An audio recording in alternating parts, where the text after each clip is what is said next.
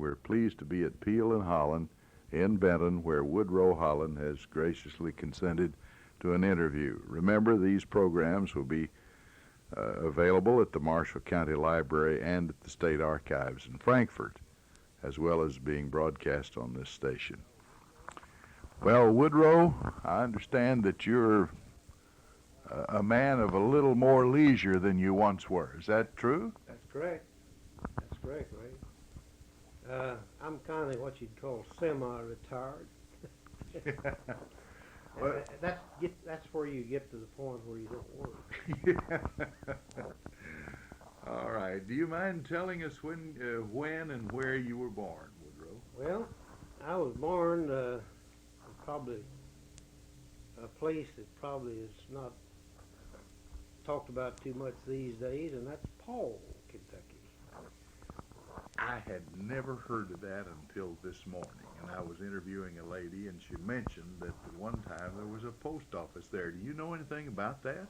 Well, vaguely, as a child growing up, my grandfather had a country store, and although the post office was not in service at that time, the rural carriers had taken over the RFD federal system. The old post office itself was still in the store, and I can recall playing in the store and remember the post office boxes. There were some, probably 25 or 30, maybe that many customers were served at that particular post office. That is when it was in operation. Now, that was between Birmingham and Benton? Right. We were, well, to tell you the exact location, I'm sure you're familiar with the Mount Carmel Methodist Church, which is on Highway 58. Now, right across the road was my grandfather's store. Now, the Mount Carmel Church is still there. Woodrow, would you tell us a little bit about your mother and dad and your grandparents, or as far back as you know about the Holland family? My grandfather, who ran the country store and post office, was H.M. Holland. He was born at this same location where he was living at the time that I was growing up. And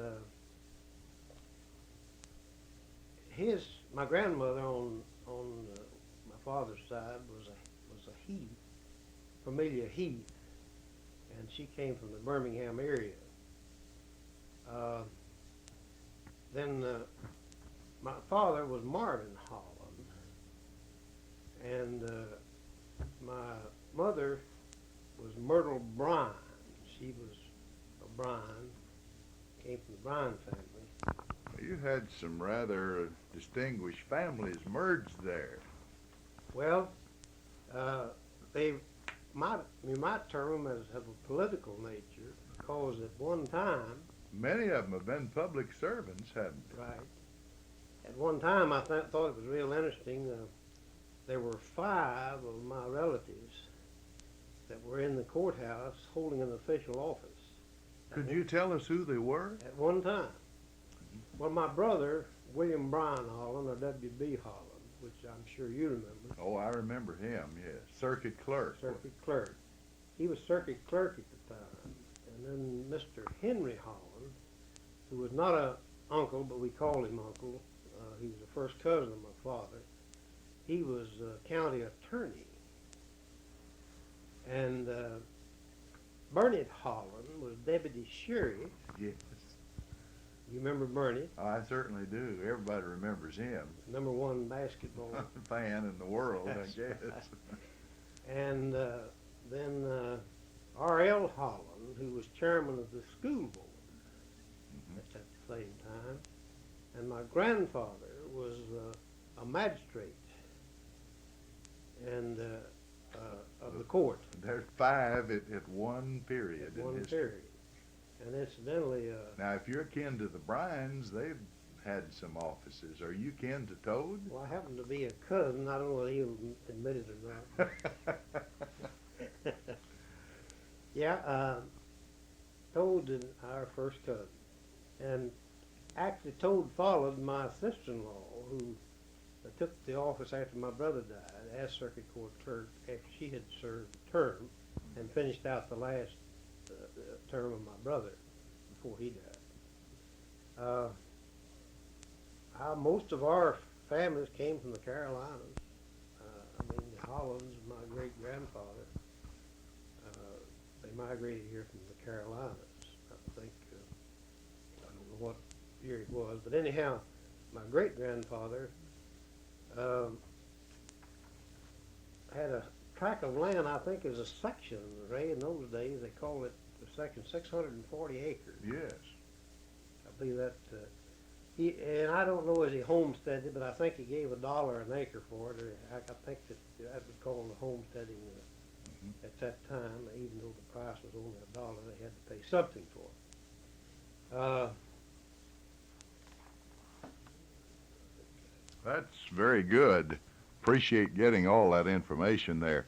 Now let's get back, since we've satisfied the demands of some of the genealogy people. Where did you go to school? Well, I went to the University of Mount Carmel. Good. And that carries just a little humor with it because, unfortunately, the Depression came along just about the time I got out of high school. I graduated from Benton. However, I went 2 years at Calvert City, Kentucky, at the old Calvert City High School, because Birmingham had a 2-year school and they were not accredited. And Benton and Calvert City were the only 2 accredited high schools that you could get college entrance on. However, the Depression hit about the time that I got out of school in Benton in 1930, and I was unable to attend college because of financial reasons. And so I only finished high school, and that was the extent of my education. However, Do you remember any of the teachers? of course, Matt Sparkman, who's still, Yeah. he was one of my good school teachers, and also buddies. We used to squirrel hunt and do a little fishing after the school hours, and of course Professor Chambers, Thomas Chambers. Those particular 2 I recall very fondly. Very good.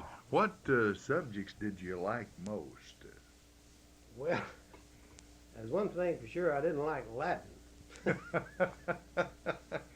Now that brings to mind another teacher. You remember Miss Addie Fawn? Oh, yes.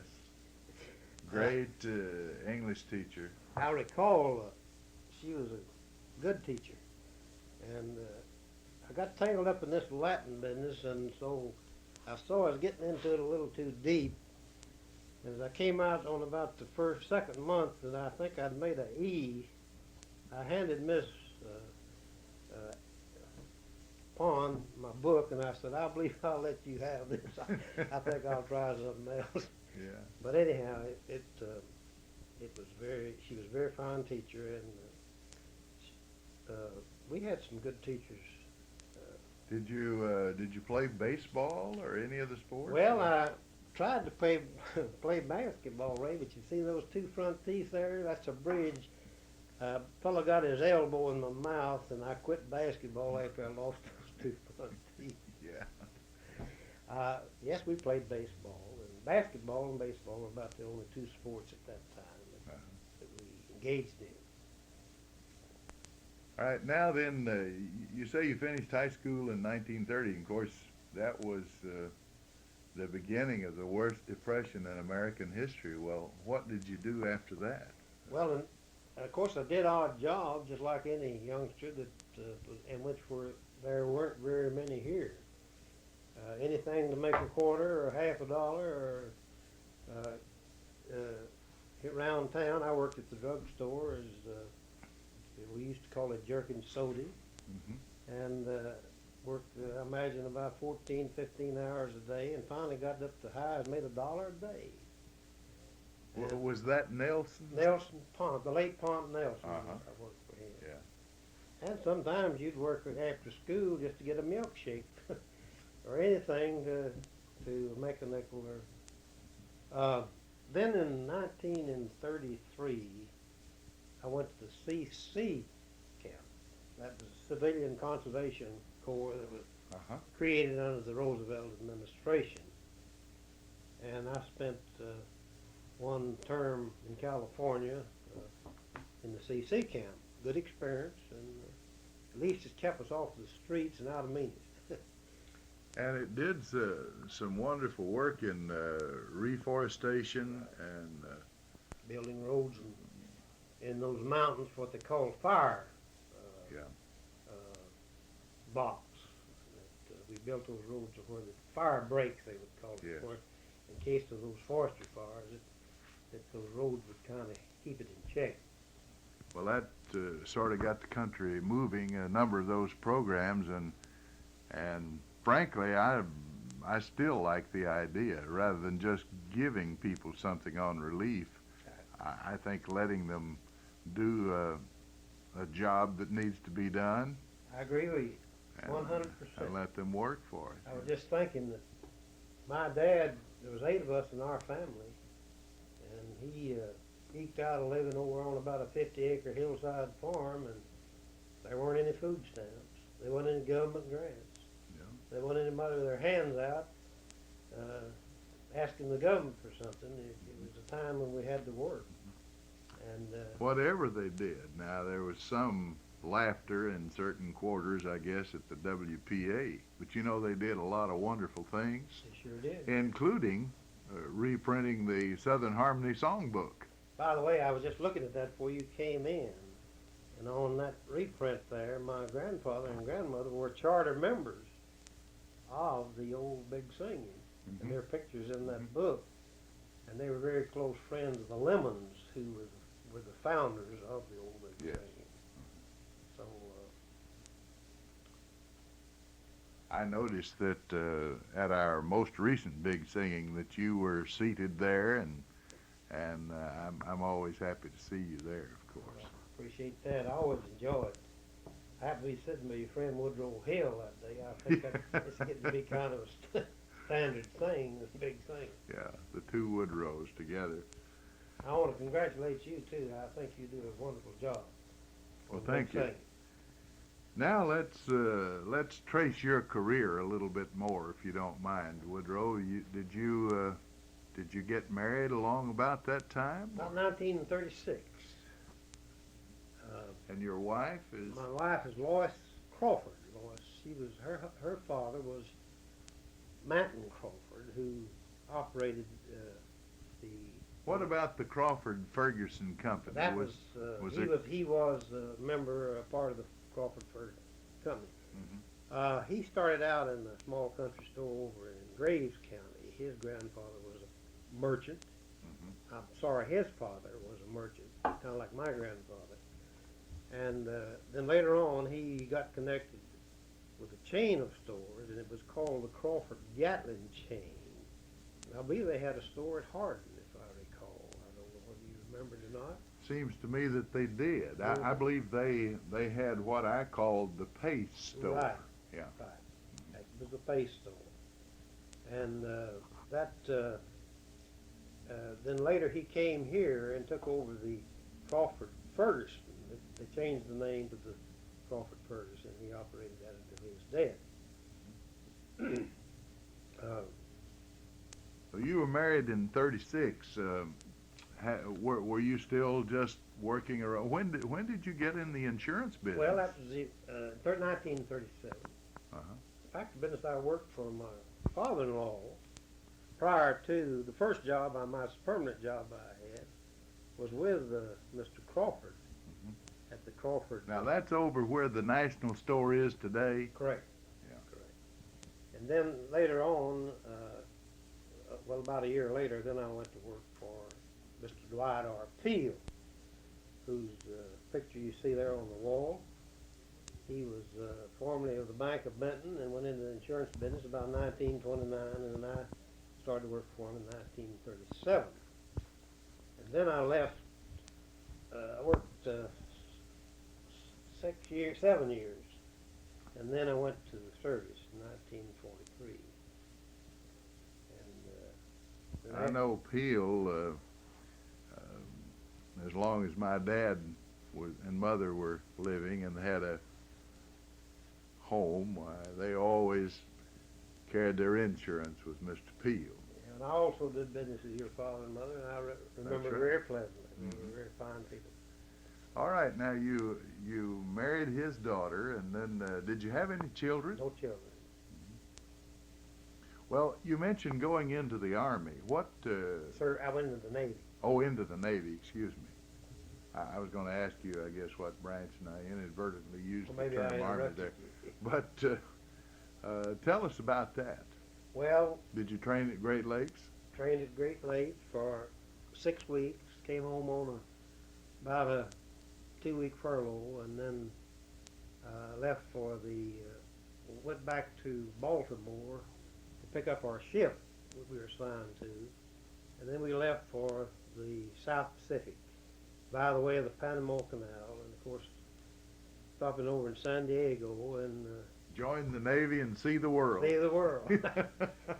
So then I spent 2.5 years practically 2.5 years in service on the same ship, and we went from the Philippines, from Honolulu, the Hawaiian Islands, to all the way into China. We went through the Solomons and the Guadalcanal and all of those skirmishes out in the south. Those were rather terrible days for. Well, they wasn't too pleasant. Of course, Shoot. most of American power was being concentrated in Europe, Right.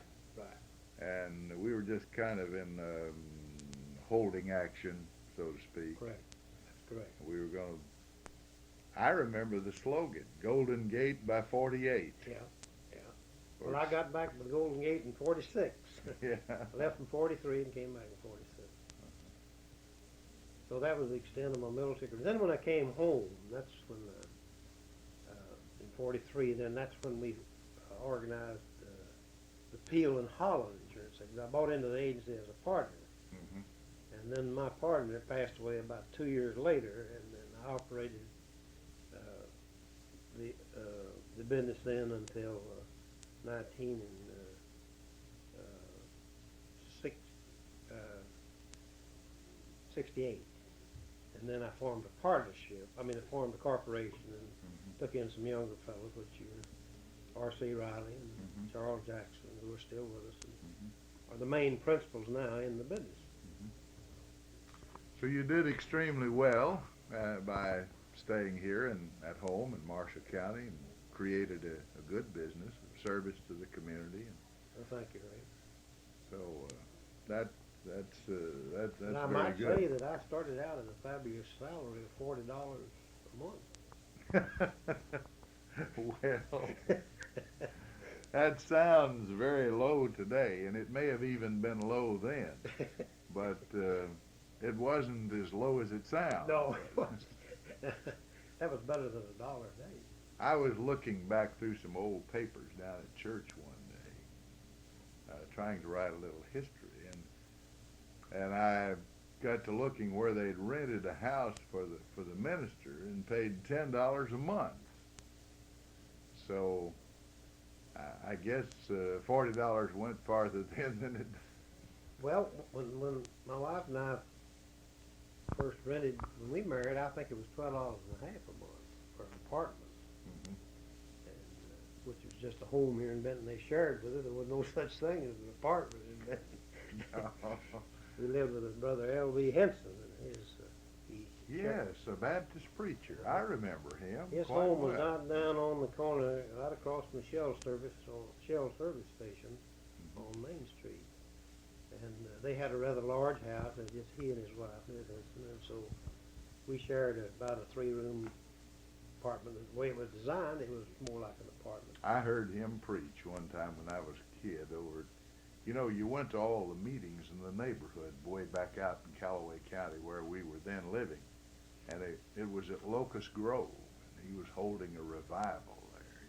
So that was a place to go and something to do. And I believe, if I recall correctly, it seemed like Brother Henson was at that particular church for some 20, 25 years, if I recall correctly. Yeah, I know he was for a number of years, he was pastor of the same church in Callaway County.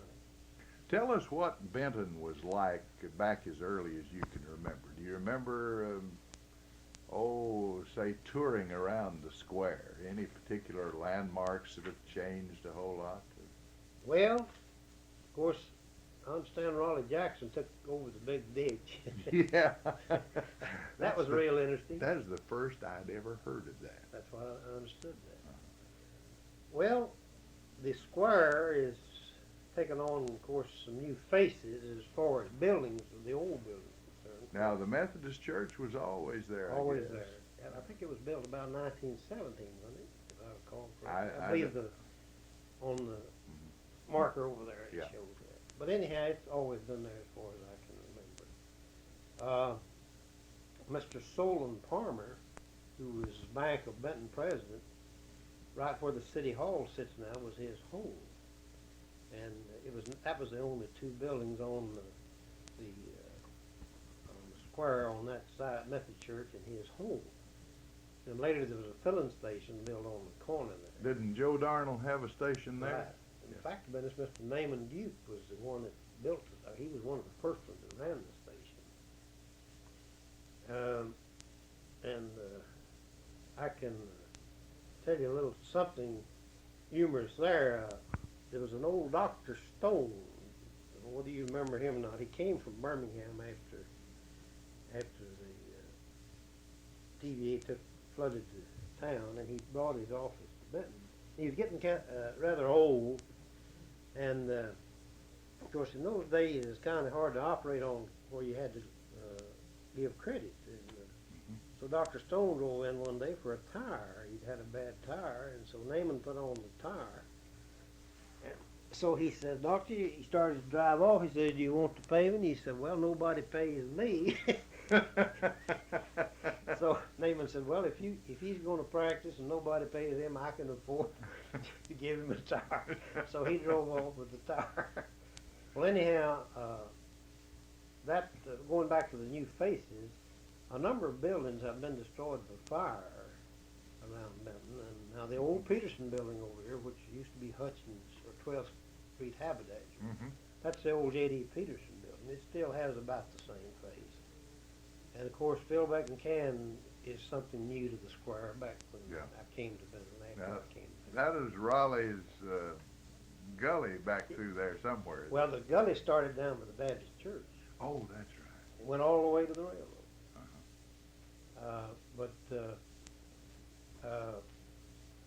Those buildings over there, of course, they've all been remodeled, and they really are, as I say, it's a new face, but it's some of them are the old buildings. Now, about the first that I remember, was it beside Philbeck and Can where the Benton Theater was along Right, there? right. That was built new back in I believe along back in the early 39, maybe? Around 39. Shelby McCullum was the manager of the theater. Yeah. He came here to Young from Covington, Tennessee. Yeah, came with Colonel Ruffing Amusement Company. Right. Now, let's see, in later years, on the south side of the square there, and this hasn't been all that long, but there was Myers and Elkins Grocery. Now, that old building still has the same face. That was J.R. Brandon. Mr. Jim Brandon was the grocerman there for years, and his father before him. In fact, I worked for him as he and his son. His son and I were good friends. We used to deliver groceries after school and before school. And that was Mr. J.R. Brandon. Now that building is the same, and Mr. Dicus in the building next to that was in his old home is where Scott lives. And he used to run a grocery there next to the Brandon grocery. And he was Scott's, I guess, great uncle, I imagine. Now, where the Ben Franklin was and recently burned. D.C. Stroud. So. Yeah. Then now, where did Mr. Heath Morgan and Heath fit in there? In the corner on this building that just burned recently. the corner building. They had the corner building, and in addition to that, they had the Morgan and Heath Funeral Home, which was in between that and the old Tribune, which is now occupied by Anderson's Electronics, I believe. Recently, I saw a picture that a person brought me, and along in there somewhere, near where the Tribune was, and near Morgan and Heath, I guess, the Benton post office was That's right. once there. That's right. Do you remember I that? remember that. And I remember Mr. C.B. Cox, too, and if you didn't remember him, you missed something. Post office was housed there after after Morgan and Heath sold out to Phil Beck and Cannon and moved the funeral home. And then the post office later was now where Schimmel and Hurley's paint store is on the corner. That's where the post office was until they built the new post office where it's located now. So the post office has been around the square in 2 places. Very good. Well, the time gets away in a hurry, and we only have a couple of minutes left. Do you have any particular thing you'd really like to tell us? Well, I think we've pretty well covered everything that might be of interest. Of course, just living in Marshall County and in Benton is something, as far as I'm concerned. I think they're the greatest people on earth. You wouldn't choose to spend your life somewhere else if you had the choice? I don't believe. Well, good.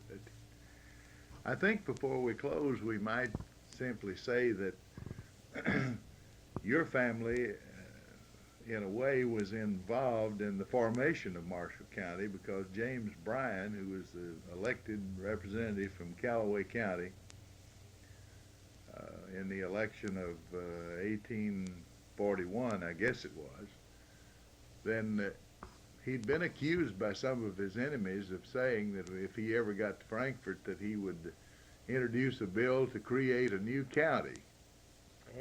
And it turned out he did just exactly that. The bill passed, and then it was named for Chief Justice John Marshall. That's correct. And I guess you have history, you read enough Marshall County history that the actual county seat was laid out at Bryansburg. I'm sure you have read that. And it was even the streets were laid out, and it was supposed to, it's in as much as Bryansburg was named for him. I think, I don't know what happened, but anyhow, the courthouse, the county seat became Benton. Benton became the county seat. Well, thank you very much, Woodrow Holland, for sharing the microphone with us and telling about yourself and your family. These oral history broadcasts are sponsored by WCBL, and as I said, you can always find a copy at the Benton Library or at the State Archives in Frankfort. This is Ray Mofield. We return you now to our studio.